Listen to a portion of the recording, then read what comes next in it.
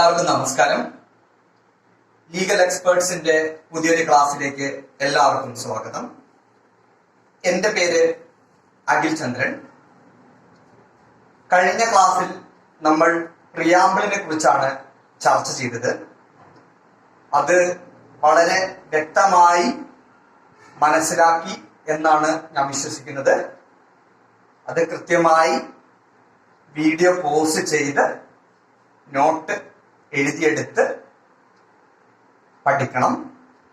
അതിൽ നിന്ന് ഞാൻ നേരത്തെ സൂചിപ്പിച്ചതുപോലെ, കഴിഞ്ഞ ക്ലാസ്സിൽ സൂചിപ്പിച്ചതുപോലെ 2 മുതൽ 5 വരെ ചോദ്യങ്ങൾ പ്രതീക്ഷിക്കാവുന്ന ഭാഗമാണ് പ്രിയാമ്പിൾ. പ്രിയാമ്പിളുമായി ബന്ധപ്പെട്ടുകൊണ്ട് എന്തെങ്കിലും സംശയം ഉണ്ടെങ്കിൽ നിങ്ങൾ ഗ്രൂപ്പിൽ ഷെയർ ചെയ്യുക. ഞങ്ങൾ അതിൽ കൃത്യമായിട്ട് ഉത്തരം നൽകുന്നതാണ്. ഇന്ന് നമുക്ക് ഭരണഘടനയുടെ ആദ്യത്തെ ഭാഗം പഠിച്ചു തുടങ്ങാം. പ്രിയാമ്പിളിന് ശേഷമുള്ള ആദ്യത്തെ ഭാഗം, അതായത് ആർട്ടിക്കിൾ 1 മുതൽ 11 വരെ. ആദ്യമായി കേൾക്കുന്നവർക്ക് ഒരു പക്ഷെ ആർട്ടിക്കിൾ എന്ന പേര് അത്ര പരിചിതമായിരിക്കില്ല. ആർട്ടിക്കിൾ എന്നാൽ ആർട്ടിക്കിൾ 1, 2, 3, 4 അങ്ങനെ ആണ് ഭരണഘടനയിലെ വിവരങ്ങൾ ക്രമപ്പെടുത്തിയിരിക്കുന്നത്. ആർട്ടിക്കിളിന്റെ മലയാളം അനുച്ഛേദം എന്നാണ്. ജനുവരി 26, 1950 നമ്മുടെ ഭരണഘടന നിലവിൽ വരുമ്പോൾ നമുക്ക് 395 ആർട്ടിക്കിൾസ് ആയിരുന്നു ഉണ്ടായിരുന്നത്. എത്ര പാർട്ട് ഉണ്ടായിരുന്നു? 22 പാർട്ടുകളാണ് നമ്മുടെ ഭരണഘടനയ്ക്ക് ഉണ്ടായിരുന്നത്. 1 മുതൽ 22 പാർട്ടായിട്ടാണ് നമ്മുടെ ഭരണഘടന തിരിച്ചിരുന്നത്. എത്ര പട്ടികകൾ ഉണ്ടായിരുന്നു, അല്ലെങ്കിൽ ഷെഡ്യൂളുകൾ ഉണ്ടായിരുന്നു? 8 ഷെഡ്യൂളുകളാണ് നമ്മുടെ ഭരണഘടന നിലവിൽ വരുമ്പോൾ ഉണ്ടായിരുന്നത്. നിങ്ങൾ ഒരു ലോ ബുക്ക് സെന്ററിൽ പോയി ഭരണഘടനയുടെ യഥാർത്ഥ പേര് രൂപം ചോദിക്കുകയാണെങ്കിൽ നിങ്ങൾക്ക് അതിൽ പ്രിയാമ്പിൾ കാണാൻ പറ്റും. 22 പാർട്ടായിട്ട് ഭരണഘടന തിരിച്ചിരിക്കുന്നത് കാണാൻ സാധിക്കും. ആർട്ടിക്കിൾ 1, 2, 3, 4, 5 അങ്ങനെ ഭരണഘടനയിലെ ഓരോ വിവരങ്ങളും ക്രമപ്പെടുത്തിയിട്ടുള്ളത് കാണാൻ സാധിക്കും. അത് കൂടാതെ തന്നെ ആ ഭരണഘടന, ആ പുസ്തകത്തിന്റെ അവസാനം ഇതുപോലെ പട്ടികകൾ തിരിച്ചിട്ടുണ്ട്. ഞാൻ നേരത്തെ സൂചിപ്പിച്ചു, 1950 ജനുവരി 26 എത്ര ആർട്ടിക്കിൾസ് ആണ് ഉണ്ടായിരുന്നത്? 395 ആർട്ടിക്കിൾസ് ആണ് ഉണ്ടായിരുന്നത്. എത്ര ഷെഡ്യൂൾ ഉണ്ടായിരുന്നു? ഷെഡ്യൂൾ എന്നാൽ പട്ടികകൾ. 8 ഷെഡ്യൂളുകളാണ് ഉണ്ടായിരുന്നത്. എത്ര പാർട്ട് ഉണ്ടായിരുന്നു? 22 പാർട്ട് ഉണ്ടായിരുന്നു. എന്നാൽ 2021 ഈ ക്ലാസ് എടുക്കുമ്പോൾ നിലവിൽ എത്ര ആർട്ടിക്കിൾ ഉണ്ട് എന്നുള്ളത് വളരെ പ്രധാനപ്പെട്ട കാര്യമാണ്. ഇപ്പോൾ നമുക്ക് നമ്മുടെ ഭരണഘടനയിൽ 448 ആർട്ടിക്കിളാണ് ഉള്ളത്. പ്രത്യേകം ശ്രദ്ധിക്കുക, 395 നിന്ന് 448 വന്നു. എങ്ങനെ വന്നു? ഭരണഘടന അമെൻഡ് ചെയ്ത് അല്ലെങ്കിൽ ഭേദഗതി വരുത്തി ആഡ് ചെയ്യുകയാണ് ചെയ്തത്. കുറച്ച് ഡിലീറ്റ് ചെയ്തു, അധികം ആഡ് ചെയ്തു. അങ്ങനെ 395 നിന്ന് 448. ഷെഡ്യൂള് 8 ഷെഡ്യൂൾ ഉണ്ടായിരുന്നത് ഇപ്പോൾ 12 ഷെഡ്യൂള് ആയിട്ടുണ്ട്. 22 പാർട്ട് ഉണ്ടായിരുന്നത് ഇപ്പോൾ 25 പാർട്ട് ആയിട്ടുണ്ട്. അങ്ങനെ ഇത്രയും വ്യത്യാസങ്ങൾ 2021 ആകുമ്പോൾ നമ്മുടെ ഭരണഘടനയിൽ സംഭവിച്ചിട്ടുണ്ട്. 12 ഷെഡ്യൂളും ഏതാണെന്ന് നമ്മൾ കൃത്യമായിട്ട് വരും ക്ലാസ്സുകളിൽ നമ്മൾ ഡിസ്കസ് ചെയ്യും. അതുകൂടാതെ തന്നെ പ്രധാനപ്പെട്ട ആർട്ടിക്കിൾസ്, പ്രധാനപ്പെട്ട അമെൻഡ്മെന്റ്സ്, ഞാൻ കഴിഞ്ഞ ക്ലാസ്സിൽ സൂചിപ്പിച്ചിരുന്ന പ്രധാനപ്പെട്ട ചില അമെൻഡ്മെന്റുകളെ കുറിച്ച്, ഭേദഗതിയെ കുറിച്ച്, അതിനെക്കുറിച്ചൊക്കെ വിശദമായി നമ്മൾ ചർച്ച ചെയ്തു. ഇന്നത്തെ ക്ലാസ് നമുക്ക് ആരംഭിക്കാം. നമ്മൾ കഴിഞ്ഞ ക്ലാസ്സിൽ പ്രിയാമ്പിൾ ആണ് പഠിച്ചത്. അതിനുശേഷം നമ്മുടെ ഭരണഘടനയിൽ വരുന്ന ആർട്ടിക്കിൾ ഏതായിരിക്കും? ആർട്ടിക്കിൾ 1. ഈ സെഷനിൽ ആർട്ടിക്കിൾ 1 മുതൽ 11 വരെയാണ് നമ്മൾ ഡിസ്കസ് ചെയ്യാൻ പോകുന്നത്. ഈ ഭാഗത്തെ ഞാൻ രണ്ടായി തിരിച്ചിരിക്കുകയാണ്.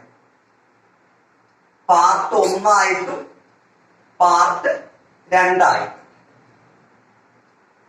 Part 1 union and its territory. Part 1 union and its territory. ശ്രദ്ധിക്കുക, ആർട്ടിക്കിൾ 1 മുതൽ 4 വരെയാണ് പാർട്ട് 1 പെടുന്നത്. ആർട്ടിക്കിൾ 1 മുതൽ 4 വരെയാണ് പാർട്ട് 1 പെടുന്നത്. പാർട്ട് 1 പെടുന്നത് എന്താണ്? ഇതിനെ കുറിച്ചാണ് പാർട്ട് 1 വരുന്നത്. യൂണിയനെ കുറിച്ചും അതിന്റെ ടെറിട്ടറിയെ കുറിച്ചുമാണ് ഭരണഘടനയുടെ പ്രിയാമ്പിളിന് ശേഷം ആദ്യം വിശദമാക്കുന്നത്. അപ്പൊ നമുക്ക് ഓരോ ആർട്ടിക്കിളും എന്തൊക്കെയാണ് എന്നുള്ള കാര്യം ചർച്ച ചെയ്തു പോകാം. ആർട്ടിക്കിൾ 1 മുതൽ 4 വരെ എന്താണെന്ന് നമുക്ക് മനസ്സിലാക്കി പോകാം. ഈ 4 ആർട്ടിക്കിളിൽ വളരെ പ്രധാനപ്പെട്ട ആർട്ടിക്കിൾ എന്നുള്ളത് ആർട്ടിക്കിൾ 1 ആർട്ടിക്കിൾ 3 പ്രത്യേകം ശ്രദ്ധിക്കുക. ആർട്ടിക്കിൾ 1 ആർട്ടിക്കിൾ 3 ഇതിലെ പ്രധാനപ്പെട്ട ആർട്ടിക്കിളായി വരുന്നത്. 1, 3. 1 എന്താണെന്ന് നമുക്ക് പരിശോധിക്കാം. 1 വ്യക്തമാക്കുന്നത് Bharat is A union of States എന്നാണ് ആർട്ടിക്കിൾ 1 പറയുന്നത്. നിങ്ങൾക്കറിയാം, കോൺസ്റ്റിറ്റ്യൂവന്റ് അസംബ്ലിയാണ് നമ്മുടെ ഭരണഘടന തയ്യാറാക്കിയത്. അപ്പോൾ പല പ്രൊവിഷൻസിനെ കുറിച്ചും പല നിഷേധങ്ങളെ കുറിച്ചൊക്കെ ഭിന്നാഭിപ്രായങ്ങൾ ഉണ്ടായിരുന്നു. നമ്മുടെ രാജ്യത്തിന്റെ പേരിനെ കുറിച്ചു പോലും ഭിന്നാഭിപ്രായം ഉണ്ടായിരുന്നു. കുറച്ചാളുകൾ ഭാരത് എന്നായിരിക്കണം നമ്മുടെ രാജ്യത്തിന്റെ പേര്, അതായത് ട്രഡീഷണൽ ആയിട്ടുള്ള പേരാ നമ്മൾ ഫോളോ ചെയ്യണം എന്ന് കുറച്ചു പേര് പറഞ്ഞു. കുറച്ചു പേര് പറഞ്ഞു ട്രഡീഷണൽ ആയിട്ടുള്ള പേര് അല്ല വേണ്ടത്, പുതിയതായിട്ടുള്ള പേരായിട്ടുള്ള ഇന്ത്യ എന്നുള്ള പേരാണ് വേണ്ടത് എന്ന് കുറച്ചു പേര് വാദിച്ചു. അവിടെയാണ് നമ്മൾ അംബേദ്കറിന്റെ ഒരു ശൈലിയെ കുറിച്ച് മനസ്സിലാക്കേണ്ടത്. ധാരാളം അഭിപ്രായ വ്യത്യാസങ്ങൾ ഭരണഘടനാ നിർമ്മാണ സമിതിയിൽ അല്ലെങ്കിൽ കോൺസ്റ്റിറ്റ്യൂവന്റ് അസംബ്ലിയിൽ ഉണ്ടായെങ്കിലും അംബേദ്കർ എന്ന വ്യക്തി ആ പ്രശ്നങ്ങളൊക്കെ വളരെ രമ്യമായി പരിഹരിച്ചു. അതുകൊണ്ടാണ് ഇത്രത്തോളം ഡൈവേഴ്സ് ആയിട്ടുള്ള, ഇത്രത്തോളം റിലീജിയൻസ്, എണ്ണത്തിൽ റിലീജിയൻസ് കൂടുതലായിട്ടുള്ള വ്യത്യസ്ത തരത്തിലുള്ള ആളുകൾ താമസിക്കുന്ന രാജ്യം ഇപ്പോഴും നിലനിൽക്കുന്നതിന് പ്രധാന കാരണം നമ്മുടെ ഭരണഘടന തന്നെയാണ്. അംബേദ്കർ ആ പ്രശ്നം പരിഹരിച്ചത് ഞാൻ നേരത്തെ സൂചിപ്പിച്ച ആർട്ടിക്കിൾ 1 ഒരു തർക്കമുണ്ടായത്. അംബേദ്കർ ആ പ്രശ്നം പരിഹരിച്ചത് 2 വേർഡും ഭരണഘടനയിൽ ആഡ് ചെയ്തതാണ്. ആർട്ടിക്കിൾ 1 എന്താണ് പറയുന്നത്? India is A union of States. പ്രത്യേകം ശ്രദ്ധിക്കുക, Bharat as A union of States എന്നാണ് നമ്മുടെ ഭരണഘടനയിലെ അനുച്ഛേദം 1 അല്ലെങ്കിൽ ആർട്ടിക്കിൾ 1 വ്യക്തമാക്കുന്നത്. ഇതിൽ നിന്ന് ചോദ്യം വരാറുണ്ട്, നമ്മുടെ രാജ്യത്തിന്റെ ഒഫീഷ്യൽ ആയിട്ടുള്ള പേരെന്താണ് എന്നുള്ളതൊക്കെയാണ് ചോദ്യം വരുന്നത്. ഹിന്ദുസ്ഥാൻ, ഭാരത്, ഇന്ത്യ, അങ്ങനെ പല വ്യത്യസ്തമായിട്ടുള്ള ഓപ്ഷൻസ് ഒക്കെ വരും. പ്രത്യേകം ശ്രദ്ധിക്കുക, അനുച്ഛേദം 1 പറഞ്ഞിട്ടുള്ളത് Bharat is A union of States rather federation of States എന്നാണ് അനുച്ഛേദം 1 വ്യക്തം. ഓക്കെ, ഇത്രയും കാര്യങ്ങളാണ് ആർട്ടിക്കിൾ 1 പറയുന്നത്. അത് കൂടാതെ തന്നെ ടെറിട്ടറിയെ കുറിച്ചും ആർട്ടിക്കിൾ 1 വിശദമാക്കുന്നുണ്ട്. ടെറിട്ടറിയെ നമ്മുടെ ഭരണഘടന 3 രീതിയിലാണ് അല്ലെങ്കിൽ 3 തരത്തിലായിട്ടാണ് തിരിച്ചിട്ടുള്ളത്. ടെറിട്ടറി എന്ന് പറഞ്ഞാൽ നമ്മുടെ ഇന്ത്യയുടെ ദേശം എന്നൊക്കെ പറയുന്ന അതിർത്തികൾക്കുള്ളിൽ കിടന്ന ദേശം, അതിനെയാണ് ടെറിട്ടറി എന്ന് പറയുന്നത്. 3 രീതിയിലാണ് ടെറിട്ടറിയെ തിരിച്ചിരിക്കുന്നത് ഭരണഘടന. ഒന്നാമത്തത് ടെറിട്ടറീസ് ഓഫ് ദ സ്റ്റേറ്റ്സ് എന്നാണ്. അതായത് നിങ്ങൾക്ക് അറിയാമല്ലോ, വിവിധ സ്റ്റേറ്റ്സുകൾ അടങ്ങുന്നതാണ്. Union of States. Territories of the States എന്നാണ് ഒന്നാമതായി നമ്മുടെ ഭരണഘടന തിരിച്ചത്. രണ്ടാമത് പറയുന്നത് നിങ്ങൾക്ക് എല്ലാവർക്കും അറിയാം, കേന്ദ്രഭരണ പ്രദേശങ്ങൾ, അല്ലെങ്കിൽ ഇംഗ്ലീഷിൽ യൂണിയൻ ടെറിട്ടറീസ് എന്നതിനെ കുറിച്ചൊക്കെ പറയുന്നുണ്ട് നമ്മൾ. അത് അങ്ങനെയാണ് രണ്ടാമത്തെ രീതിയിൽ തിരിച്ചിരിക്കുന്നത്. 1 state, 2 union territory, 3 territories acquired by government of India. ഇങ്ങനെ പ്രധാനമായും 3 തരത്തിലാണ് നമ്മുടെ ടെറിട്ടറിയെ ആർട്ടിക്കിൾ 1 വിശദമാക്കുന്നത്. ഏതൊക്കെയാണ്? 1 states, 2 union territories, 3 territories acquired by government of India. Government of India acquire ചെയ്യുന്ന ദേശങ്ങളൊക്കെ നമ്മുടെ രാജ്യത്തിന്റെ ടെറിട്ടറിയിൽ പെടുന്നത്. ഇങ്ങനെ 3 ആയിട്ടാണ് ടെറിട്ടറിയെ തിരിച്ചിട്ടുള്ളത്. അതും ആർട്ടിക്കിൾ 1 പറഞ്ഞത്. പ്രത്യേകം ശ്രദ്ധിക്കുക, ആർട്ടിക്കിൾ 1 ശ്രദ്ധിക്കേണ്ട 2 കാര്യങ്ങളാണ് ഭാരതത്തിന്റെ അല്ലെങ്കിൽ നമ്മുടെ രാജ്യത്തിന്റെ പേരിനെ കുറിച്ചും നമ്മുടെ ഭരണഘടനയിൽ ടെറിട്ടറിയെ എത്രയായി തിരിച്ചിരിക്കുന്നു എന്നതിനെ കുറിച്ചുമാണ് ആർട്ടിക്കിൾ 1 വിശദമാക്കുന്നത്. ഓക്കെ, ഇനി നമുക്ക് അടുത്ത ആർട്ടിക്കിളിലേക്ക് കിടക്കാം. ആർട്ടിക്കിൾ 2 എന്താണ്?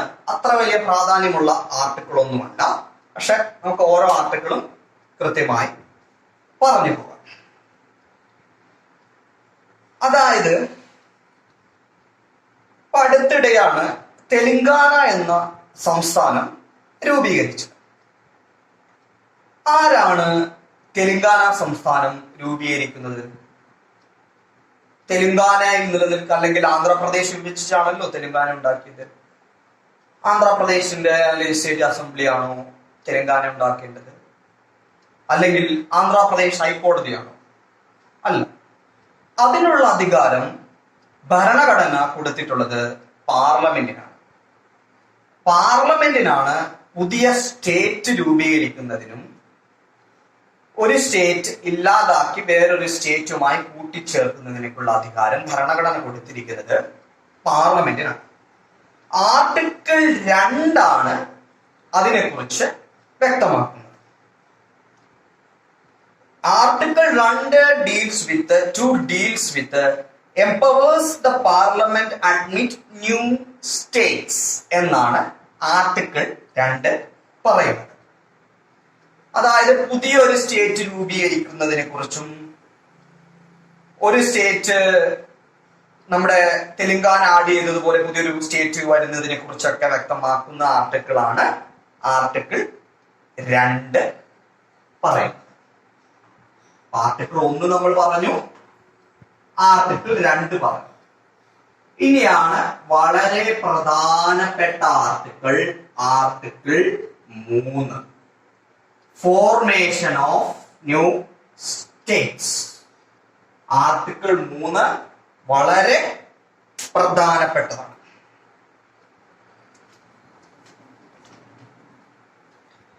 എന്താണ് അപ്പോൾ ആർട്ടിക്കിൾ 2ഉം 3ഉം തമ്മിലുള്ള വ്യത്യാസം? ശ്രദ്ധിക്കുക. ഒരു പക്ഷെ ഇന്ത്യയും പാകിസ്ഥാനും തമ്മിലൊരു ഉടമ്പടി എത്തുകയാണ്, അല്ലെങ്കിൽ പാക് ഒക്കുപ്പൈഡ് കാശ്മീർ എന്നുള്ള തർക്കഭൂമിയിൽ ഒരു പരിഹാരം കണ്ടെത്തുകയാണെന്ന് വിചാരിക്കുക. അതൊരു ന്യൂ സ്റ്റേറ്റ് ആയിട്ട് ആഡ് ചെയ്യുന്നത് ഏത് ആർട്ടിക്കിൾ പ്രകാരമായിരിക്കും? ആർട്ടിക്കിൾ 2 പ്രകാരമായിരിക്കും. പക്ഷെ ഞാൻ നേരത്തെ സൂചിപ്പിച്ചതുപോലെ തെലങ്കാന സ്റ്റേറ്റ്, അതായത് ആന്ധ്രാപ്രദേശ് വിഭജിച്ച് തെലങ്കാന സ്റ്റേറ്റ് ആക്കുന്നത് ആർട്ടിക്കിൾ 3 പ്രകാരമാണ്. ആ വ്യത്യാസം മനസ്സിലാക്കാൻ അത്ര പ്രാധാന്യമൊന്നുമില്ല, പക്ഷെ ഒരു കൺഫ്യൂഷൻ ചെറുതായിട്ട് അതിൽ ഇത് നിങ്ങൾക്ക് തോന്നാൻ സാധ്യതയുണ്ട്. പ്രത്യേകം ശ്രദ്ധിക്കുക, വേറൊരു ഭൂമി, അതായത് നമ്മുടെ രാജ്യത്തിന്റെ അതിർത്തിക്ക് പുറത്തുള്ള ഒരു ഭാഗം, പാകിസ്ഥാന്റെ ഭാഗം അല്ലെങ്കിൽ ബംഗ്ലാദേശിന്റെ ഒരു ഭാഗം ഇന്ത്യക്ക് തന്നു ഒരു ഉടമ്പടിയിലൂടെ. അപ്പൊ അതിനൊരു പുതിയൊരു ന്യൂ സ്റ്റേറ്റ് ആയിട്ട് നമ്മൾ ആഡ് ചെയ്യുക. അതിനെക്കുറിച്ചാണ് ആർട്ടിക്കിൾ 2 പറയുന്നത്. ആർട്ടിക്കിൾ 3ഉം ആർട്ടിക്കിൾ 2ഉം അഡ്മിഷൻ ഓഫ് ന്യൂ സ്റ്റേറ്റ്സിനെ കുറിച്ച് തന്നെയാണ് പറയുന്നത്, പക്ഷെ രണ്ടും വ്യത്യസ്തമാണ്. ആർട്ടിക്കിൾ 2 വ്യക്തമാക്കുന്നത് ഇന്ത്യയുടെ അതിർത്തിക്ക് പുറത്തുള്ള ഒരു സ്ഥലം ആഡ് ചെയ്യുന്നതിനെ കുറിച്ചാണ് ആർട്ടിക്കിൾ 2 പറയുന്നത്. ആർട്ടിക്കിൾ 3 എന്താണ്? റീഅഡ്ജസ്റ്റ്മെന്റ് ഓഫ് അവർ ഓൺ ടെറിട്ടറിയിലൂടെ പുതിയ സ്റ്റേറ്റുകൾ, ഇപ്പോൾ മധ്യപ്രദേശ് വിഭജിച്ചൊക്കെ നമ്മൾ ഛത്തീസ്ഗഡ്, ഝാർഖണ്ഡ് അതുപോലുള്ള സ്റ്റേറ്റുകൾ ഉണ്ടാക്കി. ആന്ധ്രാപ്രദേശ് വിഭജിച്ച് നമ്മൾ എന്തുണ്ടാക്കി? തെലങ്കാന ഉണ്ടാക്കി. അതിനെ കുറിച്ചൊക്കെ പറയുന്നതാണ് ആർട്ടിക്കിൾ 3. ആ വ്യത്യാസം പ്രത്യേകം മനസ്സിലാക്കി പോകുക. ഓക്കെ, ഈ ആർട്ടിക്കിൾ 3 പ്രത്യേകം ശ്രദ്ധിക്കേണ്ട കുറച്ച് കാര്യങ്ങളുണ്ട്. ഞാൻ നേരത്തെ സൂചിപ്പിച്ചു, ആർട്ടിക്കിൾ 3 പ്രകാരം പുതിയ സ്റ്റേറ്റ് ഉണ്ടാക്കുന്നത് ഒരു സ്റ്റേറ്റ് വിഭജിച്ചോ അല്ലെങ്കിൽ ഒന്നിൽ കൂടുതലുള്ള സ്റ്റേറ്റ് കൂട്ടിച്ചേർത്തോ അല്ലെങ്കിൽ ഒന്നിൽ കൂടുതലുള്ള സ്റ്റേറ്റുകൾ വിഭജിച്ച് അവ കൂട്ടിച്ചേർത്തോ ആണല്ലോ പുതിയ സ്റ്റേറ്റ് ഉണ്ടാക്കുക. അതിന്റെ പ്രൊസീജിയർ എന്താണെന്ന് നമ്മൾ ജസ്റ്റ് ഒന്ന് മനസ്സിലാക്കിയിരിക്കണം. അതിൽ നിന്ന് ചോദ്യങ്ങൾ നമുക്ക് പ്രതീക്ഷിക്കാം. ഞാൻ നേരത്തെ സൂചിപ്പിച്ചതുപോലെ ഏത് ഭരണഘടനാ ബോഡിക്കാണ് അതിനുള്ള ഉത്തരവാദിത്വമുള്ളത്? പാർലമെന്റിനാണ് പുതിയ സ്റ്റേറ്റ് രൂപീകരിക്കുന്നതിനുള്ള ഉത്തരവാദിത്വം ഉള്ളത്. ഓക്കെ, ഇതിൽ പ്രത്യേകം ശ്രദ്ധിക്കേണ്ടത് ആർട്ടിക്കിൾ 3 വളരെ വിശദമായി എങ്ങനെയാണ് പുതിയ ഒരു സ്റ്റേറ്റ് ഉണ്ടാക്കേണ്ടത് എന്ന് വ്യക്തമാക്കുന്നുണ്ട്. അതായത് നമ്മളൊരു പുതിയൊരു നിയമം ഉണ്ടാക്കുന്നത് എങ്ങനെയാണ്? ലോക്സഭയിൽ ഒരു ബില്ല് അവതരിപ്പിക്കുന്നു, ആ ബില്ല് പാസ്സാക്കുന്നു, രാജ്യസഭയിൽ അതേ ബില്ല് അവതരിപ്പിക്കുന്നു, അത് പാസ്സാക്കുന്നു, പാസ്സാക്കിയതിനു ശേഷം പ്രസിഡന്റ് അസെന്റ് കൊടുക്കുന്നു, അങ്ങനെ ആ ബില്ല് ആക്ട് ആകും. സെയിം പ്രൊസീജിയർ തന്നെയാണ്. നമ്മൾ പുതിയൊരു സ്റ്റേറ്റ് ഉണ്ടാക്കുന്നതിന് വേണ്ടി ഏതെങ്കിലും ഒരു സഭയിൽ ഒരു ബില്ല് അവതരിപ്പിക്കുന്നു, അതിനുശേഷം പാസ്സാക്കിയതിനു ശേഷം അടുത്ത സഭ, രാജ്യസഭയാണെങ്കിൽ രാജ്യസഭ, ലോക്സഭയാണെങ്കിൽ ലോക്സഭ, ആ ലോക്സഭ ബില്ല് പാസ്സാക്കുന്നു, പ്രസിഡന്റ് അസെന്റ് കൊടുക്കുന്നു, അങ്ങനെയാണ് പുതിയ സ്റ്റേറ്റ് ഉണ്ടാക്കുന്നത്. പക്ഷേ പുതിയൊരു സ്റ്റേറ്റ് ഉണ്ടാക്കുന്നതിന് ഒരു സ്റ്റിപ്പുലേഷൻ, ഒരു അഡീഷണൽ സ്റ്റിപ്പുലേഷൻ കൂടി ഉണ്ട്. Prior recommendation of the president is inevitable and important. Without prior recommendation, a bill for making a new state can't be introduced in either house of the parliament. പ്രസിഡന്റിന്റെ മുൻകൂറുള്ള അനുമതിയില്ലാതെ ഒരു state വിഭജിച്ച് പുതിയ state ഉണ്ടാക്കുന്നതിനോ രണ്ട് സ്റ്റേറ്റിന്റെ രണ്ട് ഭാഗങ്ങൾ ചേർത്ത് പുതിയ സ്റ്റേറ്റ് ഉണ്ടാക്കുന്നതിനോ ഉള്ള ബില്ല് പ്രസിഡന്റിന്റെ മുൻകൂർ അനുമതിയില്ലാതെ ഒരു സഭയിലും അവതരിപ്പിക്കാൻ സാധിക്കുകയില്ല. പിന്നെ അടുത്ത കണ്ടീഷൻ എന്നുള്ളത്, ആന്ധ്രാപ്രദേശ് വിഭജിച്ച് തെലുങ്കാന ഉണ്ടാക്കി. അപ്പൊ അതിനുള്ള ബില്ല് ലോക്സഭയിൽ ഇൻട്രൊഡ്യൂസ് ചെയ്യാമെന്ന് വിചാരിക്കുക. ലോക്സഭ പാസ്സാക്കി, അത് രാജ്യസഭയിലേക്ക് കൊടുത്തു, രാജ്യസഭ അത് പാസ്സാക്കി. അതിനുശേഷം പ്രസിഡന്റിന്റെ അസന്റിന് വേണ്ടി അയക്കും. അതിനു മുമ്പ് ഒരു പ്രൊസീജിയർ കൂടി പ്രസിഡന്റ് ചെയ്യേണ്ടതായിട്ടുണ്ട്. ആ ബില്ല് ആന്ധ്രാപ്രദേശിന്റെ ലെജിസ്ലേറ്റീവ് അസംബ്ലിയിലേക്ക് റെഫർ ചെയ്യണം. എന്താണ് ചെയ്യേണ്ടത്? അതേ ബില്ല് ആന്ധ്രാപ്രദേശിന്റെ ലെജിസ്ലേറ്റീവ് അസംബ്ലിയിലേക്ക് റെഫർ ചെയ്യണം.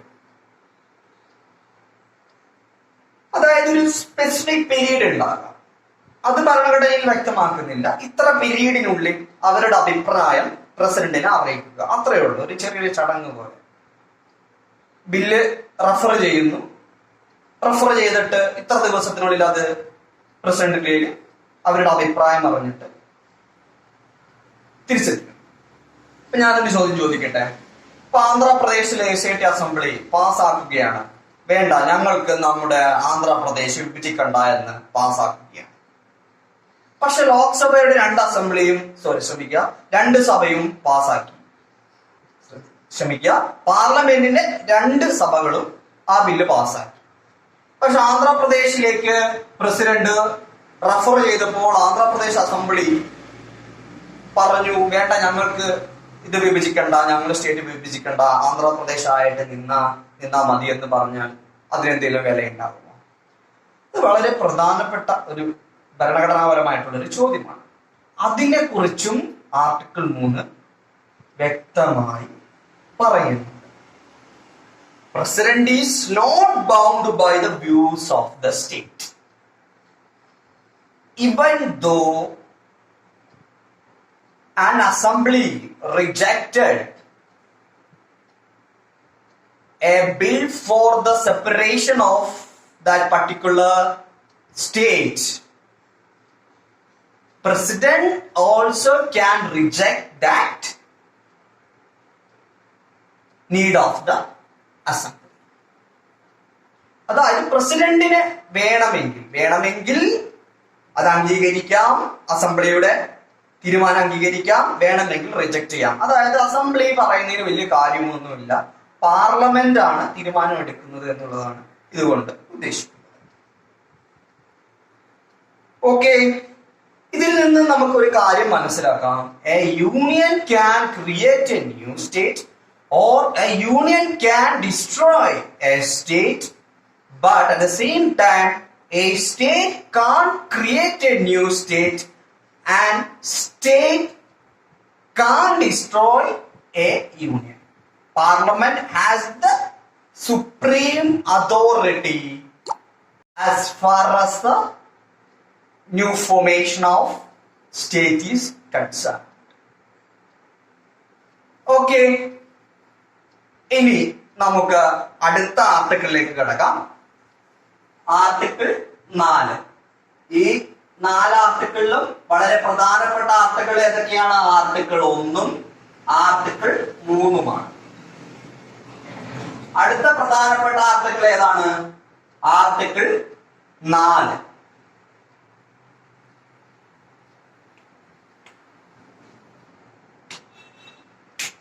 ഇത്രയേ അതിൽ പറയുന്നുള്ളൂ. അതായത് ആർട്ടിക്കിൾ 2 പ്രകാരവും ആർട്ടിക്കിൾ 3 പ്രകാരവും ഒരു പുതിയൊരു സ്റ്റേറ്റ് ഉണ്ടാക്കുകയാണ് എങ്കിൽ അത് ഒരു ഭരണഘടനാ ഭേദഗതിയായി അംഗീകരിക്കുന്നില്ല. പ്രത്യേകം ശ്രദ്ധിക്കുക, ആർട്ടിക്കിൾ 2 പ്രകാരവും ആർട്ടിക്കിൾ 3 പ്രകാരവും ഉണ്ടാക്കുന്ന ഒരു പുതിയ സ്റ്റേറ്റ് അതൊരു ഭരണഘടനാ ഭേദഗതി അല്ല. Under which article? ഭരണഘടനാ ഭേദഗതിയുമായി ബന്ധപ്പെട്ടുള്ള ആർട്ടിക്കിൾ ഏതാണ്? 368. അണ്ടർ ആർട്ടിക്കിൾ 368 പ്രകാരമല്ല ആർട്ടിക്കിൾ 2 3 ബേസ് ചെയ്ത് അടിസ്ഥാനമാക്കി പുതിയ സ്റ്റേറ്റ് ഉണ്ടാക്കും. പക്ഷെ ഇതിലൊരു എക്സെപ്ഷൻ ഉണ്ട്. ഇത് കുറച്ച് ടഫ് മേഖലയായിട്ട് തോന്നാം, അപ്പൊ ശ്രദ്ധിച്ചിരുന്നാൽ മനസ്സിലാക്കാൻ സാധിക്കും. ഇപ്പൊ ഇന്ത്യയുടെ ഉത്തർപ്രദേശിന്റെ ഒരു ഭാഗം, അതിർത്തിയിൽ കിടക്കുന്ന ഒരു സ്റ്റേറ്റ് ആണ്. ഉത്തർപ്രദേശിന്റെ ഭാഗം അല്ലെങ്കിൽ ജമ്മു കാശ്മീരിലെ ഒരു ഭാഗം പാകിസ്ഥാന് കൊടുക്കാൻ ഒരിക്കലും നടക്കുന്ന കാര്യമല്ല, പക്ഷെ പാകിസ്ഥാന് കൊടുക്കാൻ നമ്മുടെ രാജ്യം തീരുമാനിച്ചു. ഇന്ത്യയുടെ ഒരു പർട്ടിക്കുലർ ടെറിട്ടറിയിൽ പെടുന്ന ഒരു ഭാഗമാണല്ലോ. ആ ഭാഗം പാകിസ്ഥാന് കൊടുക്കാൻ തീരുമാനിച്ചു കഴിഞ്ഞാൽ അത് ഒരു ഭരണഘടനാ ഭേദഗതിയാണോ അല്ലയോ, അതായത് ഭരണഘടനാ ഭേദഗതിയിലൂടെയാണോ ആ പ്രൊസീജിയർ കണ്ടിന്യൂ ചെയ്യാൻ പറ്റുന്നത് എന്നുള്ളത് വളരെ പ്രധാനപ്പെട്ട ഒരു ചോദ്യം. അതുമായി ബന്ധപ്പെട്ടുള്ളൊരു കേസ് ലോയാണ് ബെർബറി. നിങ്ങൾ പ്രിയാമ്പിള് പഠിച്ചപ്പോ കേട്ടിട്ടുണ്ടാവും ബെർബറി കേസ് 1960. ഈ ബെർബറി എന്നുള്ളത് വെസ്റ്റ് ബംഗാളിലെ ഒരു ഭാഗമായിരുന്നു. വെസ്റ്റ് ബംഗാളിൽപ്പെട്ട ഒരു ഭാഗമായിരുന്നു. 1960 ബംഗ്ലാദേശൊക്കെ വരുന്നതിന് മുമ്പാണ്. അപ്പൊ അത് പാകിസ്ഥാന്റെ ഭാഗമായിരുന്നു. ഈ ബെർബറി ഭാഗം പാകിസ്ഥാനിലേക്ക് കൊടുക്കണം എന്നുള്ള ഒരാവശ്യം, അവിടെ വലിയൊരു അജിറ്റേഷൻ അവിടെ വെസ്റ്റ് ബംഗാളിൽ 1960 നടക്കുകയുണ്ടായി. അപ്പൊ അത് ഭരണഘടനാപരമായിട്ടുള്ള ഒരു ചോദ്യമാണ്. കാരണം ഇന്ത്യയുടെ ടെറിട്ടറിയാണ്, ഇന്ത്യയുടെ ഭാഗത്ത് വരുന്ന ഒരു ഭാഗം അന്ന് പാകിസ്ഥാനായിരുന്ന, ഇന്ന് ബംഗ്ലാദേശാണ്, അന്ന് പാകിസ്ഥാന്റെ ഭാഗമായിരുന്ന ഭാഗത്തേക്ക് കൊടുക്കണമെന്നുള്ള വലിയൊരു അജിറ്റേഷൻ 1960 നടന്നിട്ടുണ്ടായി. അന്ന് ഈ ചോദ്യം പ്രസിഡന്റിന്റെ റഫറൻസിന് വന്നു. എന്ത് ചെയ്യണം, നമുക്ക് എന്ത് തീരുമാനം എടുക്കാൻ സാധിക്കും? ഭരണഘടനയിൽ കൃത്യമായിട്ട് അങ്ങനെ ഒരു കാര്യത്തെക്കുറിച്ചൊന്നും പറയുന്നില്ല. നമ്മുടെ ടെറിട്ടറിയിൽപ്പെട്ടൊരു ഭാഗം മറ്റു രാജ്യത്തേക്ക് കൊടുക്കുന്നതിനെ കുറിച്ചൊന്നും നമ്മുടെ ഭരണഘടനയിൽ വിശദമാക്കുന്നില്ല. അപ്പൊ എന്താണ് ചെയ്യേണ്ടത് എന്നുള്ളത് പ്രസിഡന്റിന്റെ ചോദ്യം. പ്രസിഡന്റ് എന്ത് ചെയ്തു? പ്രസിഡന്റ് അങ്ങനെ ഒരു നിയമ സംശയങ്ങളൊക്കെ ഒരു ഭാര്യയാണ് പ്രസിഡന്റ് അപ്രോച്ച് ചെയ്യേണ്ടത്. സുപ്രീം കോടതിയാണ് അപ്രോച്ച് ചെയ്തത്. സുപ്രീം കോടതിയെ അപ്രോച്ച് ചെയ്തപ്പോൾ സുപ്രീം കോടതി എടുത്ത തീരുമാനം ഭരണഘടനാ ഭേദഗതിയിലൂടെ മാത്രമേ ഇന്ത്യയുടെ ടെറിട്ടറിയിൽ പെടുന്ന ഒരു ഭാഗം മറ്റ് രാജ്യത്തേക്ക് കൂട്ടിച്ചേർക്കാൻ സാധിക്കുകയുള്ളൂ എന്ന് സുപ്രീം കോടതി അസന്നിഗ്ധമായി വ്യക്തമാക്കി. അത് ഏത് അമെന്റ്മെന്റ് ആണത്? 9ാം amendment, 9th constitutional amendment act 1960. ഇത്രയും വിവരങ്ങൾ ഈ ബോർഡിൽ എഴുതാൻ സ്ഥലമില്ലാത്തത് കൊണ്ടാണ് എഴുതാത്തത്. നിങ്ങൾ പോസ് ചെയ്തിട്ട് എഴുതിയെടുക്കുക.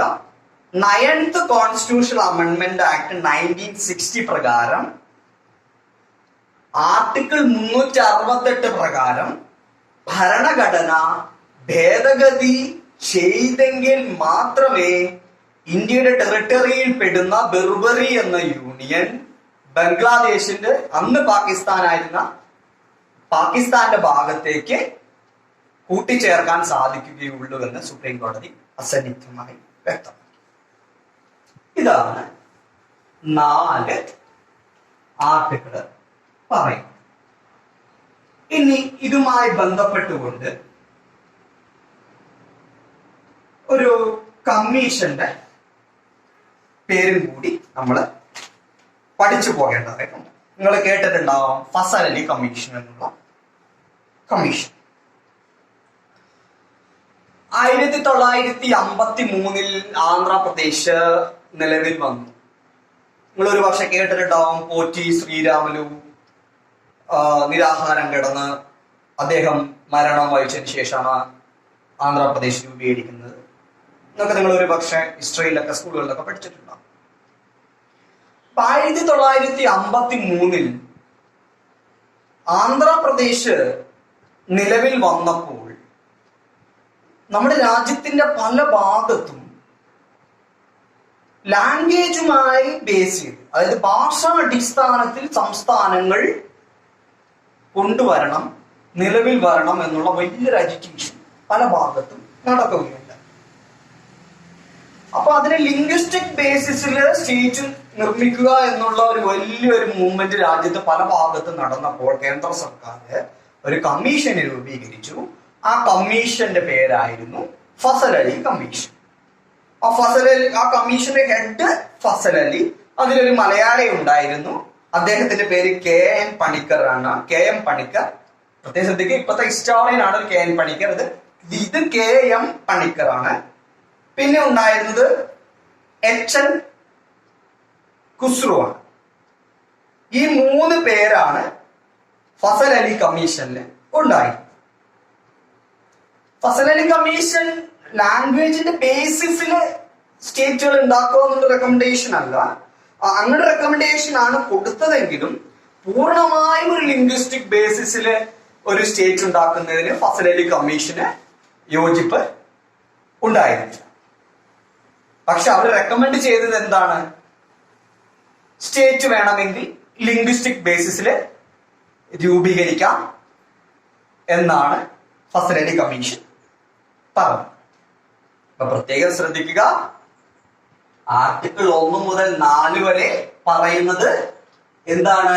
യൂണിയൻ ആൻഡ് ഇറ്റ്സ് ടെറിട്ടറിയെ കുറിച്ചാണ് പറയുന്നത്. പാർട്ട് 1 ആണ് യൂണിയൻ ആൻഡ് ഇറ്റ്സ് ടെറിട്ടറിയെ കുറിച്ച് പറയുന്നത്. ആർട്ടിക്കിൾ 1 പറയുന്നത് Bharat that is A union of India എന്നാണ്. ആർട്ടിക്കിൾ 2 പറയുന്നത് ഇന്ത്യക്ക് പുറത്തുള്ള ഒരു സ്ഥലം നമ്മുടെ സ്റ്റേറ്റ് ആയിട്ട് അഡ്മിറ്റ് ചെയ്യുന്നതിനെ കുറിച്ചാണ് പറയുന്നത്. ആർട്ടിക്കിൾ 3 ഇന്ത്യക്കകത്തുള്ള ഒരു സ്റ്റേറ്റ് ഡിവൈഡ് ചെയ്യുകയോ കൂട്ടിച്ചേർക്കുകയോ ചെയ്ത് പുതിയൊരു സ്റ്റേറ്റ് ഉണ്ടാക്കുന്നതിനെ കുറിച്ചാണ് ആർട്ടിക്കിൾ 3 പറയുന്നത്. ആർട്ടിക്കിൾ 4 എന്താണ് പറയുന്നത്? ആർട്ടിക്കിൾ 4 വ്യക്തമാക്കുന്നത് ആർട്ടിക്കിൾ 2 പ്രകാരവും 3 പ്രകാരവും നിർമ്മിക്കുന്ന സ്റ്റേറ്റ് അതൊരു ഭരണഘടനാ ഭേദഗതിയിലൂടെ അല്ലെങ്കിൽ അണ്ടർ ആർട്ടിക്കിൾ 368 പ്രകാരം ഭരണഘടനാ ഭേദഗതിയിലൂടെ വേണമെന്നില്ല പുതിയൊരു സ്റ്റേറ്റ് നിർമ്മിക്കേണ്ടത് എന്നാണ് ആർട്ടിക്കിൾ 4 പറയുന്നത്. പിന്നെ ശ്രദ്ധിക്കേണ്ടത് ഫസൽ അലി കമ്മീഷനെ കുറിച്ചാണ്. പിന്നെ ബെർബറി സംഭവം പറഞ്ഞല്ലോ, അത് ഭരണഘടനാ ഭേദഗതിയായി പരിഗണിക്കണം. ഇന്ത്യയുടെ ഭാഗം വേറൊരു രാജ്യത്ത് കൊടുക്കണമെങ്കിൽ ഭരണഘടനാ ഭേദഗതിയായി പരിഗണിച്ചേ പറ്റൂ. അത് ഏത് അമെന്റ്മെന്റ് ആണ്? 9th കോൺസ്റ്റിറ്റ്യൂഷണൽ അമെന്റ്മെന്റ് 1960 ആണ്.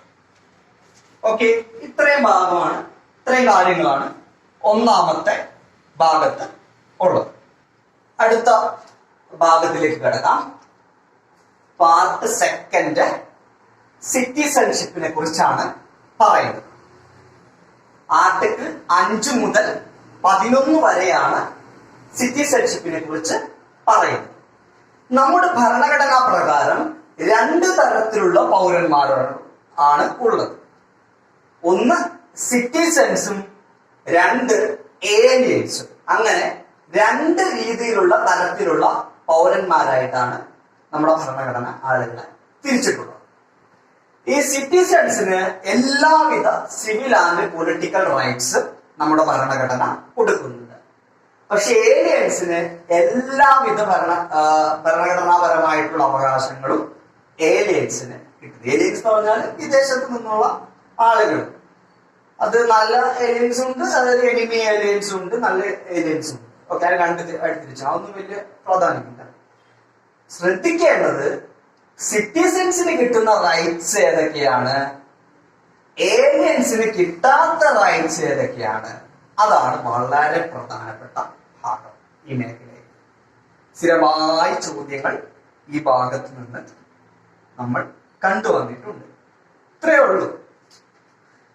Part 3 of the constitution deals with fundamental rights.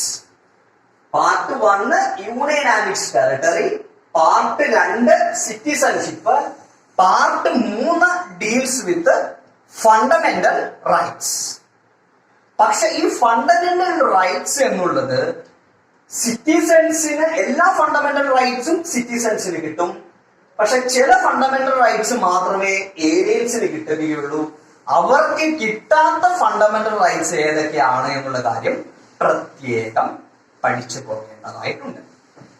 Okay, ഒന്നാമത്തേതാണ് അവർക്ക് കിട്ടാത്തത്, ഏലിയൻസിന് കിട്ടാത്ത ഫണ്ടമെന്റൽ റൈറ്റ്സ് ഏതാണ് എന്നുള്ള കാര്യമാണ് നമ്മൾ ഇവിടെ ഡിസ്കസ് ചെയ്യാൻ പോകുന്നത്. ഒന്നാമത്തത് അവർക്ക് കിട്ടാത്ത റൈറ്റ് എന്നുള്ളത് ആർട്ടിക്കിൾ 15 ആണ്. ആർട്ടിക്കിൾ 15 എന്താണ് വ്യക്തമാക്കുന്നത്? right against discrimination on grounds of religion, race, caste, sex. റിലീജിയനും റേസും കാസ്റ്റും സെക്സും ഒക്കെ ആയിട്ട് ബന്ധപ്പെട്ടുകൊണ്ടുള്ള ഡിസ്ക്രിമിനേഷൻ പാടില്ല എന്നാണ് ആർട്ടിക്കിൾ 15 പറയുന്നത്. ആ ആർട്ടിക്കിൾ ഏലിയൻസിന് കിട്ടില്ല എന്നാണ്, ഏലിയൻസിന് കൊടുക്കേണ്ടതില്ല എന്നാണ്, അല്ലെങ്കിൽ ഇന്ത്യൻ സിറ്റിസൺ അല്ലാത്തൊരു വ്യക്തിക്ക് കിട്ടില്ല എന്നാണ് ഏത് നമ്മുടെ ഭരണഘടന പറയുന്നത്. പാർട്ട് 2. അതായത് ഇത്രയേ ഉള്ളൂ. ഒരു ബ്രിട്ടീഷ് പൗരൻ ആർട്ടിക്കിൾ 15 വയലേറ്റ് ചെയ്തു എന്ന് പറഞ്ഞ് സുപ്രീം കോടതിയിൽ ഒരു റിട്ട് പെറ്റീഷൻ ഫയൽ ചെയ്യാൻ അണ്ടർ ആർട്ടിക്കിൾ 32 പ്രകാരം സാധിക്കും. കാരണം 15 ബ്രിട്ടീഷ് പൗരന് നമ്മുടെ ഭരണഘടനയിലെ പാർട്ട് 2 കൊടുക്കുന്നു. അവർക്ക് കിട്ടാത്ത രണ്ടാമത്തെ റൈറ്റ് ഏതാണ്? Right to equality of opportunity in the matters of public employment. അതായത് ഗവൺമെന്റ് ജോലികളിലെ ഇക്വാലിറ്റി ആയി ബന്ധപ്പെട്ട കാര്യങ്ങൾ ഏലിയൻസിന് കിട്ടുകയില്ല. അതാണ് ആർട്ടിക്കിൾ 16 അതിനെ കുറിച്ച് പറയുന്നത്. Equality of opportunity in the matters of public employment എന്നാണ് ആർട്ടിക്കിൾ 16 വ്യക്തമാക്കുന്നത്. അത് ഏലിയൻസിന് കിട്ടുകയില്ല. അവർക്ക് കിട്ടാത്ത പക്ഷെ നമുക്ക് കിട്ടുന്ന അടുത്ത റൈറ്റ് ആണ് ഏത്? Right to freedom of speech and expression. Article 19 ആർക്ക് കിട്ടില്ല? ഏലിയൻസിന് കിട്ടില്ല, സിറ്റിസൺസിന് കിട്ടും. 19 എന്താണ് പറയുന്നത്? Freedom of speech and expression. ഞാനിപ്പോ 15, 16, 19 എന്നുള്ളതൊക്കെ വെറുതെ ഓടിച്ചു പോകുന്നത് കാരണം അടുത്ത സെഷൻ നമുക്ക് പഠിക്കാനുള്ളത് പാർട്ട് 3 ആയതുകൊണ്ടാണ്. അപ്പൊ ഈ 3 articles 15, 16, 19 freedom of speech and expression, equality of opportunity in the matters of public employment, right against discrimination, ഇതൊന്നും ഏലിയൻസിന് കിട്ടില്ല. പിന്നെ ഉള്ളത് ആർട്ടിക്കിൾ 29, 30 കൾച്ചറൽ ആൻഡ് എഡ്യൂക്കേഷണൽ റൈറ്റ്സും ആർക്ക് കിട്ടില്ല? ഏലിയൻസിന് കിട്ടില്ല. പിന്നെ ഒരു കാര്യം കൂടെയുണ്ട്. ആർട്ടിക്കിൾ 19 പറയുന്ന ഫോർമേഷൻ ഓഫ് അസോസിയേഷൻ, അസംബ്ലി. ചില സമയത്ത് അസോസിയേഷൻസ് അസംബ്ലി കൂടുന്നതിനുള്ള അവകാശങ്ങൾ ചില സമയത്ത് ചില സാഹചര്യങ്ങളിൽ അവർക്ക് അനുവദനീയമല്ല. ഓക്കെ. പിന്നെ ഉള്ളത് right to vote in election. അതായത് നമുക്ക് അറിയാമല്ലോ, സ്വാഭാവികമായിട്ട് അറിയുന്നതാണ്. ലോക്സഭ ഇലക്ഷനിലും രാജ്യസഭ ഇലക്ഷനിലും വിവിധ ലെജിസ്ലേറ്റീവ് അസംബ്ലി കൗൺസിൽ ഇലക്ഷനിലും ത്രിതല പഞ്ചായത്ത് കോർപ്പറേഷൻ ഇലക്ഷനിലൊക്കെ ഇന്ത്യൻ പൗരന്മാർക്ക് വോട്ട് ചെയ്യാൻ സാധിക്കുകയുള്ളൂ. ഏലിയൻസിന് വോട്ട് ചെയ്യാൻ സാധിക്കില്ല. അതുകൂടാതെ തന്നെ നമ്മുടെ രാജ്യത്തെ ഇലക്ഷൻ പ്രക്രിയയിൽ അവർക്ക് വോട്ട് ചെയ്യാൻ പറ്റില്ല എന്ന് മാത്രമല്ല മത്സരിക്കാൻ സാധിക്കുകയും ഇല്ല. അടുത്തത് പിന്നെ ഉള്ളത് രാജ്യത്തെ പ്രധാനപ്പെട്ട ഭരണഘടനാ പൊസിഷനുകൾ, അതായത് president, vice president, judges of Supreme Court, judges of ഹൈക്കോടതി, അറ്റോർണി ജനറൽ, ഗവർണർ. ഇതൊന്നും ഇന്ത്യൻ സിറ്റിസൺ അല്ലാത്ത വ്യക്തിക്ക് ആകാൻ സാധിക്കുകയില്ല. ഏതൊക്കെയാണ്? President, vice president, judge of Supreme Court, judge of high court, governor, attorney general മുതലായ പ്രധാനപ്പെട്ട ഭരണഘടനാ പൊസിഷനുകൾ ഇന്ത്യൻ സിറ്റിസൺസിന് മാത്രമേ ആകാൻ സാധിക്കുകയുള്ളൂ. ഏലിയൻ ആയിട്ടുള്ള അല്ലെങ്കിൽ ഇന്ത്യൻ സിറ്റിസൺ അല്ലാത്ത ഒരു വ്യക്തിക്ക് അത് ആകാൻ സാധിക്കുകയില്ല. ഓക്കെ. അടുത്തത് നമുക്ക് ആർട്ടിക്കിൾ 5 മുതൽ 11 വരെ പരിശോധിച്ച് നോക്കാം. ഓരോ ആർട്ടിക്കിൾ 5 എന്താണ്, 6 എന്താണ്, 7 എന്താണ്, 8 അങ്ങനെ 11 വരെ എന്താണെന്ന് നമുക്ക് പരിശോധിച്ച് നോക്കാം. ആർട്ടിക്കിൾ 5 പറയുന്നത് ആരൊക്കെയാണ് ഇന്ത്യൻ സിറ്റിസൺസ് എന്നാണ്. ആർട്ടിക്കിൾ 5 പറയുന്നത് ആരൊക്കെയാണ് ഇന്ത്യൻ സിറ്റിസൺസ് എന്നാണ് ആർട്ടിക്കിൾ 5 പറയുന്നത്. അതായത്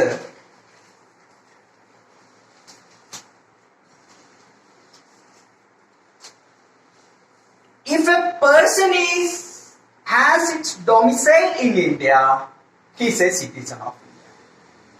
അത് വിശദമായി നമുക്ക് ചർച്ച ചെയ്യേണ്ട ഒരു ടേമാണ് ഡൊമിസൈൽ എന്നൊക്കെ ഉദ്ദേശിക്കുന്നത്. ഡൊമിസൈൽ ഉദ്ദേശിക്കുന്നത് അതായത് 3 കാറ്റഗറിയിൽ പെടുന്ന ആളുകളെയാണ് അദ്ദേഹം ഇന്ത്യൻ ഡൊമിസൈൽ ആണെന്ന് പറയുന്നത്. അതായത് ഇന്ത്യയിൽ ജനിച്ച വ്യക്തിയാണെങ്കിൽ ഡൊമിസൈൽ ഇൻ ഇന്ത്യ,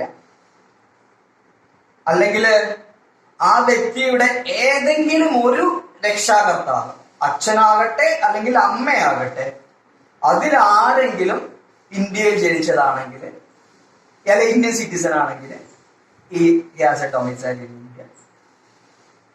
അതായത് അല്ലെങ്കിൽ നമ്മുടെ ഭരണഘടന നിലവിൽ വന്ന ഡേറ്റ് ആയിട്ടുള്ള ജനുവരി 26, 1950 തൊട്ട് മുമ്പുള്ള 5 വർഷത്തോളം ഇന്ത്യയിൽ ജീവിച്ചിരുന്ന ആളാണെങ്കിൽ is a domicile in India എന്നാണ് ആർട്ടിക്കിൾ 5 പറയുന്നത്. ആർട്ടിക്കിൾ 5 വ്യക്തമാക്കുന്നത് എന്താണ്? ഡൊമിസൈൽ ഇൻ ഇന്ത്യ എന്നുള്ളതാണ് ആർട്ടിക്കിൾ 5 വ്യക്തമാക്കുന്നത്. അതിൽ എന്താ ഡൊമിസൈൽ? അദ്ദേഹം ഇന്ത്യയിൽ ജനിച്ചതാണെങ്കിൽ has a domicile in India. Either of his parents born in India ആണെങ്കിൽ domicile in India. Resident in India for the 5 years immediately before the commencement of the constitution ആണെങ്കിൽ അത് ഡൊമിസൈൽ ഇൻ ഇന്ത്യയിൽ പെടും.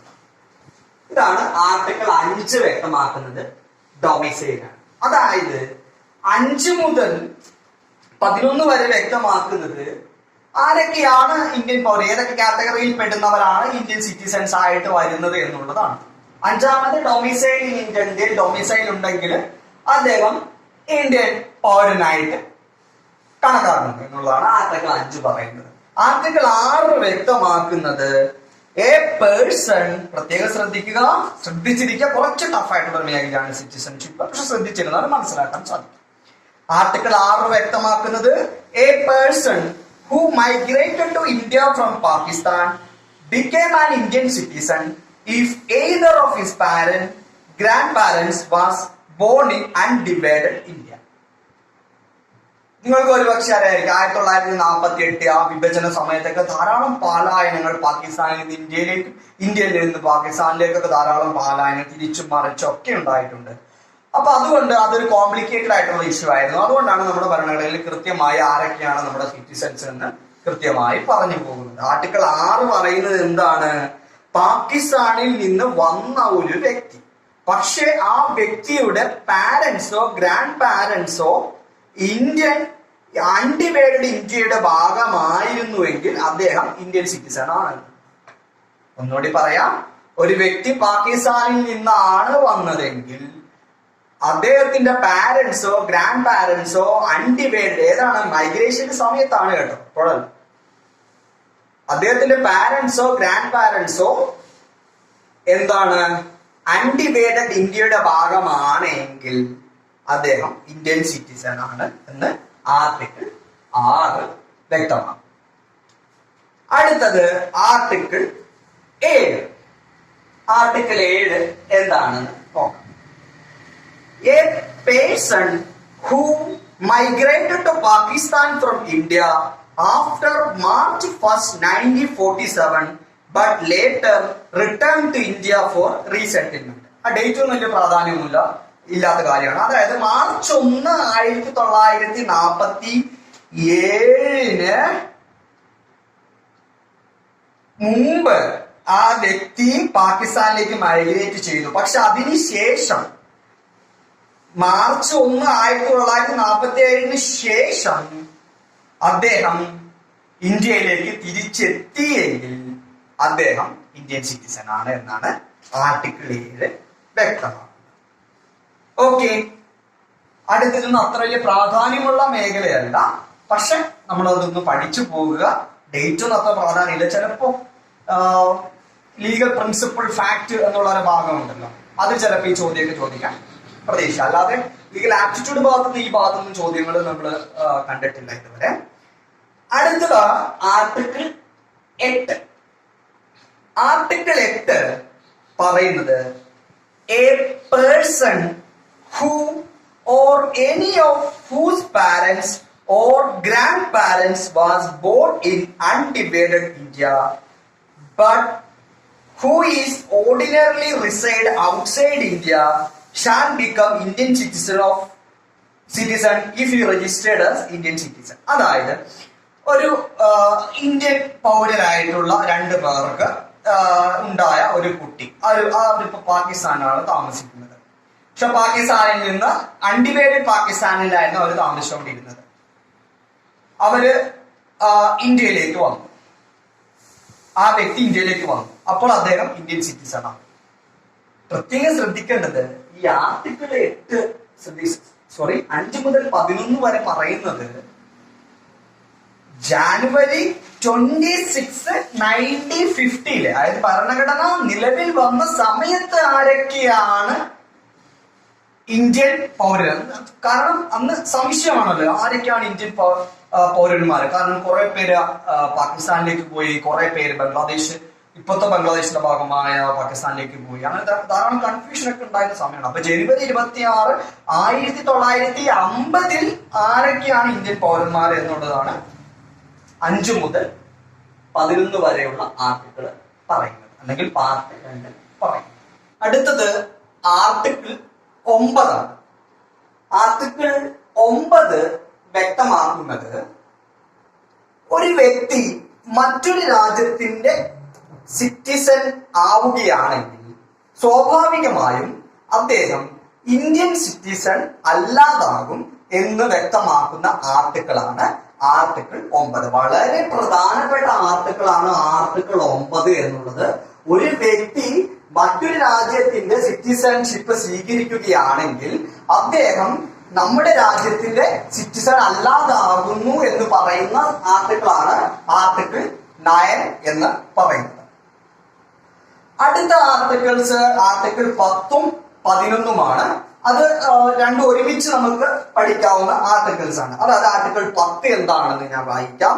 A person who is or deemed to be a citizen of India shall continue to such citizenship subject to the provisions of any law made by Parliament. ഞാൻ നേരത്തെ സൂചിപ്പിച്ചു, പാർലമെന്റിനാണ് സിറ്റിസൺഷിപ്പുമായി ബന്ധപ്പെട്ടുകൊണ്ട് പുതിയ നിയമങ്ങൾ ഉണ്ടാക്കുന്നതിനുള്ള അധികാരം ഉള്ളത്. ഒരു പർട്ടിക്കുലർ പ്രദേശത്ത് താമസിക്കുന്ന ആളുകളെ ഇന്ത്യൻ സിറ്റിസൺസ് അല്ല എന്ന് പ്രഖ്യാപിക്കാനുള്ള അധികാരം ആർക്കാണ്? പാർലമെന്റിനാണ്. അത് ഏത് ആർട്ടിക്കിളാണ്? ആർട്ടിക്കിൾ 10. ഓക്കെ, അടുത്ത ആർട്ടിക്കിളാണ് ആർട്ടിക്കിൾ 11.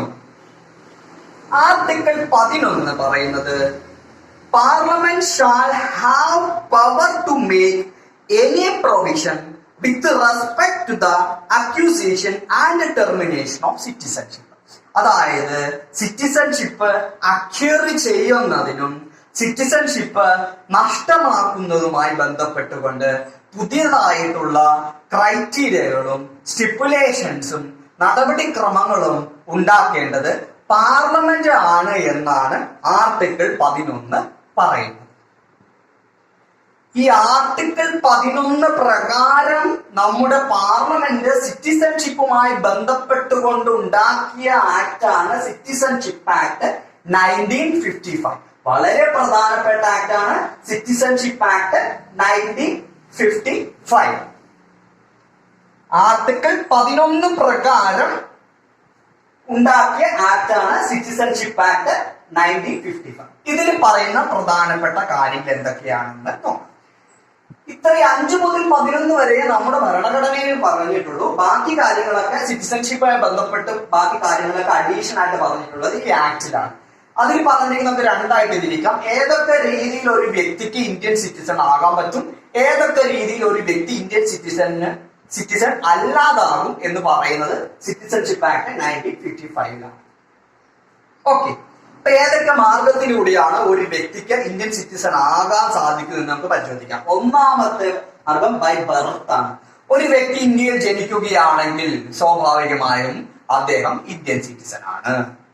രണ്ടാമത്തത് ബൈ ഡിസെന്റ് ആണ്. ബൈ ഡിസെന്റ് കൊണ്ട് ഉദ്ദേശിക്കുന്നത് ഒരു കുട്ടി ഒരു വിദേശ രാജ്യത്താണ് ജനിച്ചത്. പക്ഷെ ആ ജനിക്കുന്ന സമയത്ത് അദ്ദേഹത്തിന്റെ അച്ഛൻ ഇന്ത്യൻ പൗരനാണെങ്കിൽ ആ കുട്ടിയും സ്വാഭാവികമായും ഇന്ത്യൻ പൗരനാണ്. അതാണ് ബൈ ഡിസെന്റ് കൊണ്ട് ഉദ്ദേശിക്കുന്നത്. അടുത്തത് ബൈ രജിസ്ട്രേഷൻ ആണ്. അതായത് ഒരു വ്യക്തി ഒരു ആപ്ലിക്കേഷൻ കൊടുക്കുകയാണ് ഗവൺമെന്റ് ഓഫ് ഇന്ത്യക്ക്, എനിക്ക് ഇന്ത്യൻ പൗരത്വം വേണമെന്ന് പറഞ്ഞ്. അപ്പൊ ഗവൺമെന്റ് ഓഫ് ഇന്ത്യ നടപടിക്രമങ്ങളൊക്കെ പാലിച്ച് അദ്ദേഹത്തിന് ഇന്ത്യൻ സിറ്റിസൺഷിപ്പ് കൊടുക്കുകയാണെങ്കിൽ അദ്ദേഹം ഇന്ത്യൻ സിറ്റിസൺ ആകുന്നു ത്രൂ രജിസ്ട്രേഷൻ. അടുത്തത് നാലാമത്തെ പോയിന്റ് നാച്ചുറലൈസേഷൻ ആണ്. ഒരു വ്യക്തി ബൈ നാച്ചുറലൈസേഷനിലൂടെ ഇന്ത്യൻ സിറ്റിസൺഷിപ്പ് ലഭിക്കണമെന്ന് ഒരു അപേക്ഷ കൊടുക്കുകയാണെങ്കിൽ അദ്ദേഹം എന്താകും? അദ്ദേഹം ഇന്ത്യൻ സിറ്റിസൺ ആകും. അടുത്ത അഞ്ചാമത്തെ വഴി എന്ന് പറയുന്നത് ബൈ ഇൻകോർപ്പറേഷൻ ഓഫ് ടെറിട്ടറി ആണ്. ബൈ ഇൻകോർപ്പറേഷൻ ഓഫ് ടെറിട്ടറി, അതായത് ശ്രദ്ധിക്കുക, ഇപ്പൊ ജമ്മു കാശ്മീർ അടുത്ത് നിൽക്കുന്ന ഒരു സ്ഥലം, അല്ലെങ്കിൽ ത്രിപുരയുടെ അടുത്ത് നിൽക്കുന്ന ബംഗ്ലാദേശിന്റെ സ്ഥലം, ബംഗ്ലാദേശിന്റെ ഒരു സ്ഥലം ത്രിപുരയിലേക്ക് കൂട്ടിച്ചേർക്കുകയാണ്. അങ്ങനെയാണെങ്കിൽ അവിടെയുള്ള ജനങ്ങള് ബംഗ്ലാദേശിന്റെ പൗരന്മാരാകുമോ ഇന്ത്യൻ പൗരന്മാരാകുമോ എന്ന് ചോദ്യം വന്നാൽ അവർ ഇന്ത്യൻ പൗരന്മാരാണ്. കാരണം അവിടെ ആ ടെറിട്ടറി ഇൻകോർപ്പറേറ്റ് ചെയ്യുകയാണ് നമ്മുടെ ടെറിട്ടറിയുമായിട്ട്. അപ്പോ ഇൻകോർപ്പറേഷൻ ഓഫ് ടെറിട്ടറിയിലൂടെ വ്യക്തികള് ഇന്ത്യൻ പൗരന്മാരാകുന്നുണ്ട്. അങ്ങനെ ഈ 5 വഴിയിലൂടെയാണ് പ്രധാനമായും നമ്മുടെ രാജ്യത്തിന്റെ സിറ്റിസൺഷിപ്പ് കിട്ടുന്നത്. 1 by birth, 2 by descent, 3 by registration, 4 by naturalisation, 5 by incorporation of territory. ഇനി ഈ സിറ്റിസൺഷിപ്പ് ആക്ടിൽ തന്നെ പറയുന്നതാണ് ഏതൊക്കെ രീതിയിലൂടെയാണ് ഒരു വ്യക്തി ഇന്ത്യൻ സിറ്റിസൺഷിപ്പ് നഷ്ടമാകുന്നത് എന്ന് കൂടി ഈ ആക്ടിൽ പറയുന്നുണ്ട്. ഇവിടെ എഴുതാൻ സ്ഥലമില്ലാത്തത് കൊണ്ടാണ് എഴുതാത്തത്. ഇതും വളരെ പ്രധാനപ്പെട്ടാണ്. 3 രീതിയിലൂടെയാണ് ഒരു വ്യക്തിക്ക് ഇന്ത്യൻ സിറ്റിസൺഷിപ്പ് നഷ്ടമാകുന്നത്. ഒന്ന് റിനൗൺസിയേഷൻ ആണ്. If a person declare that he renounces Indian citizenship ഉപേക്ഷിക്കുകയാണ് എന്ന് ഡിക്ലെയർ ചെയ്യുകയാണെങ്കിൽ, ഒരു വ്യക്തി ഡിക്ലെയർ ചെയ്യുകയാണെങ്കിൽ ആ വ്യക്തി സ്വാഭാവികമായും ഇന്ത്യൻ സിറ്റിസൺ അല്ലാതാകും. ഒന്നാമത്തെ മാർഗം ബൈ റിനൗൺസിയേഷൻ. രണ്ടാമത്തെ മാർഗം ടെർമിനേഷൻ. നമ്മൾ ആദ്യം ആർട്ടിക്കിൾ 9 പഠിച്ചിരുന്നു. If a person gets A citizenship of another country, അപ്പോ ആ വ്യക്തി സ്വാഭാവികമായും അപ്പോൾ തന്നെ ഇന്ത്യൻ സിറ്റിസൺ അല്ലാതാകുക എന്നുള്ളതാണ്. അപ്പൊ എന്താണ് രണ്ടാമത്തെ പോയിന്റ് പറയുന്നത്? If he voluntarily acquires a citizenship of another country, അദ്ദേഹത്തിന് ഇന്ത്യൻ സിറ്റിസൺഷിപ്പ് നഷ്ടമാകുന്നു. അതാണ് ടെർമിനേഷനിൽ വരുന്നത്. മൂന്നാമത്തെ കാര്യം ഏതാണ്? By deprivation. അതായത് ചില സാഹചര്യങ്ങളിൽ ഗവൺമെന്റ് ഓഫ് ഇന്ത്യക്ക് ചില ആളുകളെ സിറ്റിസൺഷിപ്പ് ഡിപ്രൈവ് ചെയ്യാം. അതായത് സിറ്റിസൺ ആയിരുന്ന ചില ആളുകൾ സിറ്റിസൺഷിപ്പ് അവർക്ക് കൊടുക്കാതിരിക്കാം, അല്ലെങ്കിൽ അല്ല എന്ന് പ്രഖ്യാപിക്കാൻ സാധിക്കും. ഏതൊക്കെ സാഹചര്യങ്ങളിലാണ്? If a person is not obeying our constitutional principle, നമ്മുടെ ഭരണഘടനയെ ബഹുമാനിക്കുന്നില്ല, ഭരണഘടനയെ ബന്ധപ്പെട്ടുകൊണ്ട് അല്ലെങ്കിൽ ഭരണഘടനയ്ക്ക് വിധേയനായി അദ്ദേഹം പ്രവർത്തിക്കുന്നില്ല എങ്കിൽ അദ്ദേഹത്തിന് സിറ്റിസൺഷിപ്പ് നഷ്ടമാകും. അതുകൂടാതെ തന്നെ അദ്ദേഹം സിറ്റിസൺഷിപ്പ് നേടിയെടുത്തത് ഫ്രോഡിലൂടെയാണെങ്കിൽ, അല്ലെങ്കിൽ തട്ടിപ്പ് കാണിച്ചാണ് അദ്ദേഹം നേടിയതെങ്കിൽ അദ്ദേഹത്തിന് സിറ്റിസൺഷിപ്പ് ലഭിക്കുകയില്ല. അല്ലെങ്കിൽ അടുത്തൊരു കാര്യം എന്ന് പറഞ്ഞാൽ നമ്മുടെ യുദ്ധവുമായി ബന്ധപ്പെട്ടുകൊണ്ട് പല സീക്രട്ടുകൾ ഉണ്ടാവും. ആ രഹസ്യങ്ങളൊക്കെ അറിഞ്ഞ് ശത്രുരാജ്യത്തിന് കൈമാറുകയാണെങ്കിൽ ഗവൺമെന്റ് ഓഫ് ഇന്ത്യക്ക് വേണമെങ്കിൽ സിറ്റിസൺഷിപ്പ് കൊടുക്കാൻ അല്ലെങ്കിൽ നഷ്ടപ്പെടുത്താൻ. അങ്ങനെ 3 രീതിയിലൂടെയാണ് ബൈ റിനൗൺസിയേഷൻ, ടെർമിനേഷൻ, ഡിപ്രിവേഷൻ. ഇങ്ങനെ 3 രീതിയിലൂടെയാണ് ഒരു വ്യക്തി ഇന്ത്യൻ സിറ്റിസൺ അല്ലാതാകുന്നത്. ഓക്കെ, ശ്രദ്ധിക്കുക.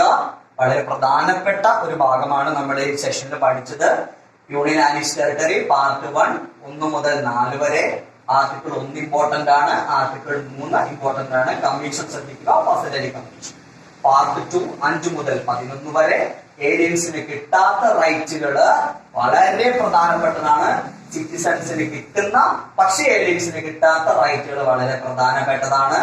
ആ ജനുവരി 26 1950 നമ്മുടെ ഭരണഘടന നിലവിൽ വരുമ്പോൾ ആരൊക്കെയായിരുന്നു ഇന്ത്യൻ സിറ്റിസൺസ്, അതിനുള്ള ക്രൈറ്റീരിയ എന്തൊക്കെയായിരുന്നു, സ്റ്റിപ്പുലേഷൻസ് എന്തൊക്കെയായിരുന്നു എന്നുള്ള കാര്യം പ്രത്യേകം ശ്രദ്ധിച്ചു പോകുക.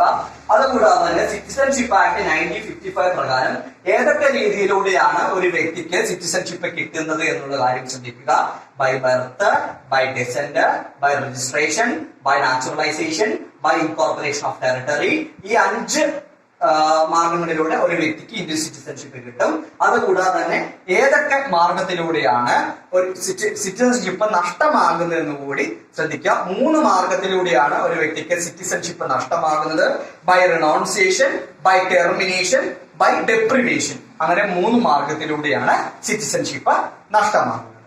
ഓക്കെ, ഇന്നത്തെ സെഷൻ ഇവിടെ അവസാനിക്കുകയാണ്. വളരെ പ്രധാനപ്പെട്ട 2 പാർട്ടാണ് നമ്മൾ പഠിച്ചത്. ഇതുമായി ബന്ധപ്പെട്ട് എന്തെങ്കിലും സംശയങ്ങൾ നിങ്ങൾക്ക് ബാക്കി നിൽക്കുന്നുണ്ട് എങ്കിൽ, അല്ലെങ്കിൽ ഞാൻ എന്തെങ്കിലും തെറ്റ് പറഞ്ഞു ഉണ്ടെങ്കിൽ, അല്ല അഡീഷണൽ ആയിട്ട് നിങ്ങൾക്ക് എന്തെങ്കിലും വിവരങ്ങൾ ഞങ്ങളായിട്ട് പങ്കുവെക്കാനുണ്ടെങ്കിൽ ഗ്രൂപ്പിൽ അത് പറയുക, ഗ്രൂപ്പിൽ ചർച്ച ചെയ്യുക. എന്തെങ്കിലും സംശയം ഉണ്ടെങ്കിൽ ഗ്രൂപ്പിൽ ജസ്റ്റ് ടെക്സ്റ്റ് ചെയ്യുക. നമ്മൾ അതിന് സമയമനുസരിച്ച് റിപ്ലൈ തരുന്നതാണ്. അപ്പൊ നമുക്ക് അടുത്ത സെഷനിൽ കാണാം.